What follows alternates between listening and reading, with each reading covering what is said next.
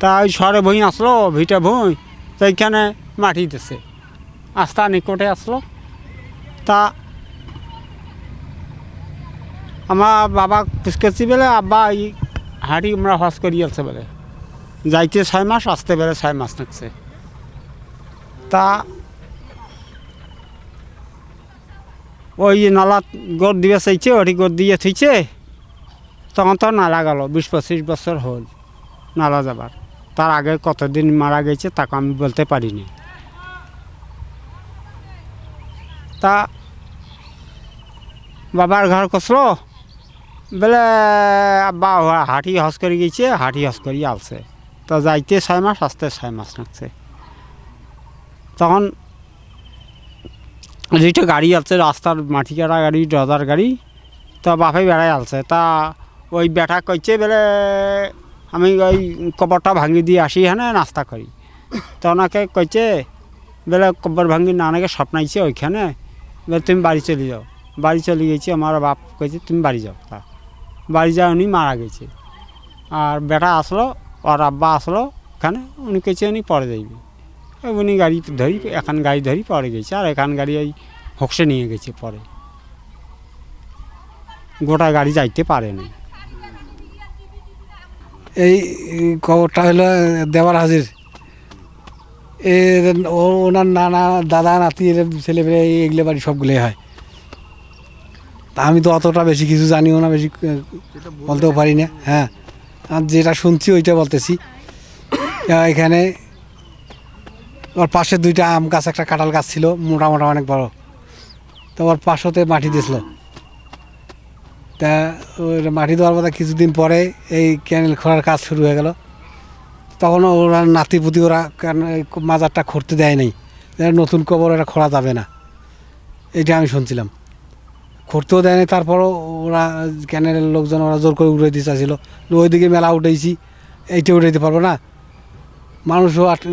কোদাল দিয়ে চলে যায় তাও আটকে যায় তারপর ডোজার লাগিয়ে দিয়েছিল ডোজার আটকে গেছে পরে অন্য ডোজার আসিয়ে নিয়ে গেছে গাড়িটা ওরা আটকে করতে পারে না কেউ পরে শুনছি যে ওই যে ড্রাইভার ছিল ও জোর করে নাগে দিয়েছিল ও মারা গেছে কিছুদিন পরে কাল থেকেই দেখে আসতেছি কবর এরকম ভাষা আছে আমাদের বাপদাদার মুখে শুনেছি কবরটা নাকি কেউ ক্ষতি করতে চাইলে ক্ষতি করতে পারে না এক সময় নালা খোঁড়ার সময় এখানে এই কবরটা খুঁড়তে চাইছিল কিন্তু আরও বিভিন্ন কবর ছিল কবরটা সরাতে পারেনি অনেক কবরই সরে গেছে কিন্তু এই কবরটা সরাতে পারেনি আমরা জ্ঞান হওয়ার পর থেকে আমরাও দেখতেছি নালায় যখন পানি ভাসে নামে তখন মাজারটা আর কি ডুবে না পানি ভাসলেও মাজারটা ভেসে ওঠে পানি আবার নেমে গেলে মাজার সই হয়ে থাকে এটাই আর কি আমরা জানি আর সেইতে বেশি কিছু আমরা করতে আমরা জানি যে এটা আগের কবর হাজি মাইসের গাড়ি টাড়ি যায় আসি সব বন্ধ গাড়ি যে কোনো গাড়ি এলে বন্ধ বা সবাই জানেও হাজি লোক আসলো হাজি হজ করেছে হাঁটি দেয়া এই কারণে আর কি আছে দেওয়ার হাজি বুঝছেন তার বংশবিনে তো অনেক কিছু আছে মনে করেন আর কেন হওয়ার বস থেকেই ওই মাজার ওইখানে আছে বরঞ্চ যে ডোজার যে ক্যান খসলো আসলে মানে গাড়ি খারাপ হয়ে গেছিলো উল্টিবার পায় নাই ওই তো পানি যত ভাসুক কবরস্থান তো জায়গা ঠিক মতন আছে ভাষা ওটা তো দেখিনি ওই মনে করো ওই কবরস্থানের উপর যে ঘাসটা আছে ওই ঘাসটা হয়তো ভাসে পানি যখন হয় সামনে ঘাসটা এতটুকু ভাসে বুঝছেন এই আমার বাসা হচ্ছে এখান থেকে 8 কিলো দূরে রণচণ্ডী অবিলের বাজার যেটাকে বলা হয় তো যখন থেকে এই ক্যানেলটা খোঁড়ানো হয় তখন আমি এখান থেকে কিশোরগঞ্জ যাতায়াত করি তো দেখলাম এই জায়গাটা উঁচু তখন আমারও একটা জানার ইচ্ছা ছিল তখন আমি এলাকার লোকজনকে জিজ্ঞেস করছিলাম তখন বলছে কোদাল দিয়ে প্রথম কিন্তু এই 2 ছাট কোদাল দিয়ে খোঁড়ানো হয়েছিল অনেক বাড়িঘর ছিল এখানে সব সারানোর পর এখানে কোদাল দিয়ে খোঁড়ানো হয়েছিল তো ওই জায়গাটা ওই যাচ্ছিল না খোঁড়াতে কোদাল দিয়ে খোঁড়ানো তখন এখানকার ঠিকাদার ওই যে ঢেপু কিংবা যে ডোজার যে গাড়িগুলা ওটা লাগানো হয়েছিল কিন্তু ডোজার দিয়েও ক্ষতি পারে নাই, ডোজার মানে দাবি দেওয়ার মতো এরকম একটা হয়, নষ্ট হয়ে গেছিলো। হওয়ার পরে তখন এলাকাবাসী এবং সবাই জানলো যে এখানে একটা বুজুর্গ ব্যক্তির মাজার হতে পারে। আর নিঃসন্দেহে যেহেতু আল্লাহ রইলে মরে না, এবং তখন আমার কয়েক বছর, বেশ 25 বছর 30 বছর হবে আমার মনে হচ্ছে এরকম একটা এই সময় ওই জায়গাটা অনেক স্রোত গেছে বা কোনো কিছু হয়ে গেছে, বাট ওখানে কোনো ভাঙেও না, এবং ওই জায়গাটা উঁচু করে যে পানি আবার সেট করে যাবে সেটাও যায় না। একদম হজ করি আলছিল হাঁটি যায়, বুঝছেন। আমার বাড়ি ওইখানে ছিল, ওই নালা খোঁড়ার আগত আমার বাড়ি ওইখানেই ছিল, বুঝছেন। ওইখানে তাক মাটি দিছিল হজ করার পর। তা একজন দিনদের লোক ছিল, আল্লাহর রহমত করছে, বুঝছেন। এইলে না ভাসে সেটা সব আল্লাহ জানে। হ্যাঁ, মেলা কবর আসলো, একটাও তো নাই, এই কবরে তো আছে। সময় এদিক দিয়ে যাতায়াত করিয়া, হ্যাঁ, তো আমি প্রায় সময় দেখছি যে আমি শুকনো মৌসুমে আসছিলাম, এই পানি মৌসুমে আসতেছি, তো দেখি যখন শুকনো মৌসুম থাকে কবরস্থান নিচে,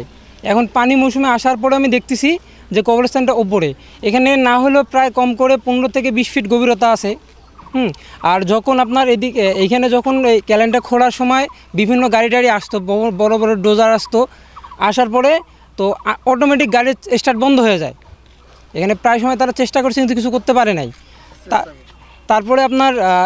এখানে কবরস্থানের চতুর্দিকে মাটিটা এমনভাবে খুঁড়ে রাখছিল যাতে এটা তো স্রোতের পানি, স্রোতের মতো যখন পানিটা যাবে তখন অটোমেটিক ভেঙে যাবে, কিন্তু দেখেন আল্লাহর অশেষ রহমত, ওটা কোনোভাবে ভাঙে না।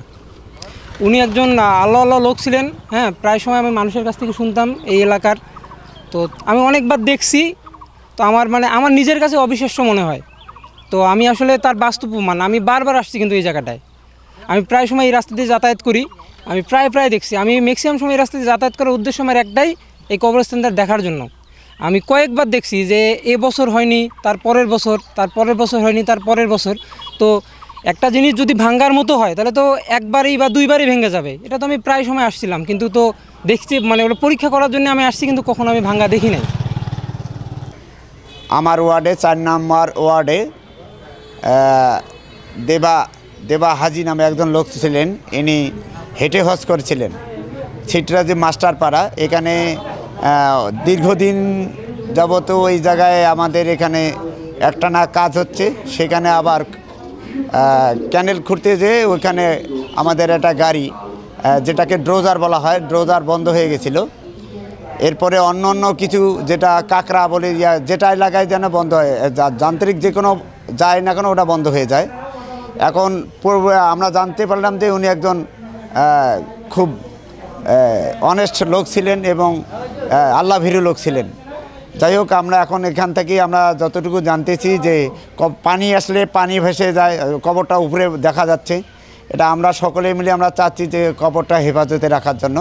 আমরা এতটুকুই জানি, আমি কৃষক 6 নং ইউনিয়ন চেয়ারম্যান হিসাবে।